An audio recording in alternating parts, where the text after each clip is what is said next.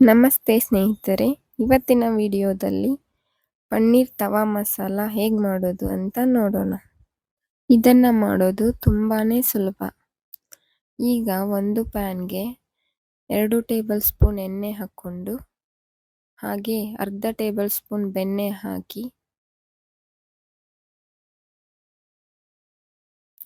ಬೆಣ್ಣೆ ಬಿಸಿಯಾದ ನಂತರ ಈ ರೀತಿ ಕಟ್ ಮಾಡಿದ ಪನ್ನೀರನ್ನು ಹಾಕಿ ಗೋಲ್ಡನ್ ಬ್ರೌನ್ ಬರೋವರೆಗೂ ಚೆನ್ನಾಗಿ ಫ್ರೈ ಮಾಡ್ಕೊಳ್ಳಿ.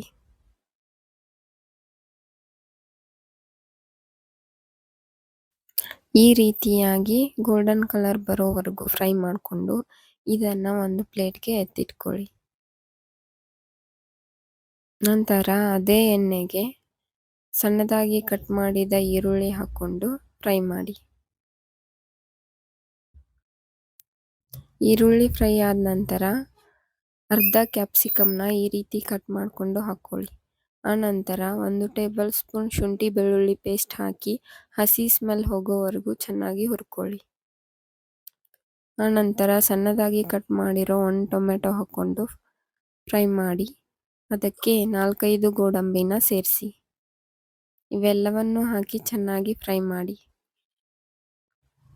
ನಂತರ ಇದು ತಣ್ಣಗಾದ ಮೇಲೆ ಒಂದು ಮಿಕ್ಸರ್ ಜಾರ್ಗೆ ಇದನ್ನು ಹಾಕ್ಕೊಂಡು ಈ ರೀತಿ ಫೈನ್ ಪೇಸ್ಟ್ ಮಾಡ್ಕೊಳ್ಳಿ.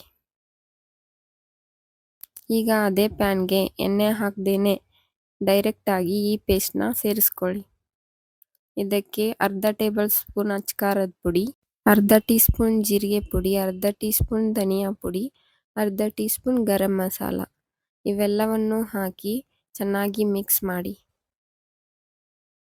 ಈಗ ರುಚಿಗೆ ತಕ್ಕಷ್ಟು ಉಪ್ಪು ಹಾಕಿ ಮತ್ತೆ ಮಿಕ್ಸ್ ಮಾಡಿ. ನಂತರ ಮಿಕ್ಸರ್ ಜಾರ್ಗೆ ಸ್ವಲ್ಪ ನೀರು ಹಾಕ್ಕೊಂಡು ಇದಕ್ಕೆ ಸೇರಿಸಿ ಮಿಕ್ಸ್ ಮಾಡಿ. ನಿಮಗೆ ಥಿಕ್ನೆಸ್ ಎಷ್ಟು ಬೇಕೋ ಅಷ್ಟು ನೀರು ಸೇರಿಸಿ ಈ ರೀತಿ ಗ್ರೇವಿ ಮಾಡ್ಕೊಳ್ಳಿ. ಆನಂತರ ಫ್ರೈ ಮಾಡ್ಕೊಂಡಿರೋ ಪನ್ನೀರನ್ನ ಸೇರಿಸಿ ಮಿಕ್ಸ್ ಮಾಡಿ. ನೋಡಿ ಗ್ರೇವಿ ಎಷ್ಟು ಚೆನ್ನಾಗಿ ಕಲರ್ ಬಂದಿದೆ ಅಂತ, ಹಾಗೆ ಟೇಸ್ಟ್ ಕೂಡ ತುಂಬ ಚೆನ್ನಾಗಿರುತ್ತೆ. ಈ ರೀತಿ ಮಿಕ್ಸ್ ಮಾಡಿ ನಿಮಗೆ ಗ್ರೇವಿ ಥಿಕ್ನೆಸ್ ಎಷ್ಟು ಬೇಕೋ ಅಷ್ಟು ನೋಡಿಕೊಂಡು ನೀರು ಹಾಕಿ ಮಿಕ್ಸ್ ಮಾಡ್ಕೊಳ್ಳಿ.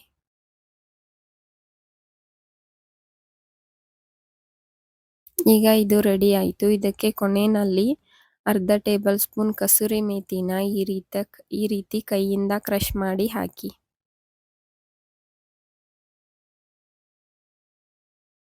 ನೋಡಿ ಪನ್ನೀರ್ ತವಾ ಮಸಾಲ ಎಷ್ಟು ಚೆನ್ನಾಗಿ ರೆಡಿ ಆಗಿದೆ ಅಂತ. ಇದು ತಿನ್ನೋದಕ್ಕೆ ಕೂಡ ತುಂಬ ಟೇಸ್ಟಿಯಾಗಿರುತ್ತೆ.